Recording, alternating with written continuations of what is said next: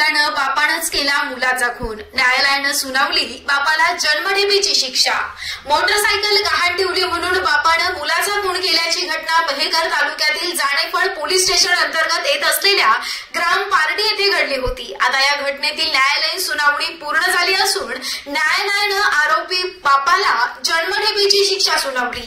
25 मार्चला मेहकर येथील जिल्हा आणि सत्र न्यायालयानं या संदर्भात निकाल दिला। ही घटना कोरोना काळातील 2020 च्या ऑक्टोबर महिन्यातील 20 तारखेची आहे। आरोपी माणिक राठोड आणि मुलगा रवी राठोड वेगवेगळे राहत होते। वडिलांची मोटरसायकल रवी वापरत होता। रवीनं मोटरसायकल गहाण ठेवली होती। या कारणावरून बाप लेकांमध्ये सातत्यानं वाद होत होता। घटनेच्या दिवशी सायंकाळी 6 वाजता आरोपी माणिक राठोड यांनी लोखंडी रॉड मुलगा रवीच्या डोक्यात मारला। या हल्ल्यात गंभीर जखमी झालेल्या रवीचा मृत्यू झाला होता। घटनेची तक्रार जानेफळ पोलीस ठाण्यात रवीच्या भावानं दिली होती। त्यावरून आरोपी बाप माणिक राठोड या विरुद्ध खुनाचा गुन्हा दाखल करण्यात आला होता।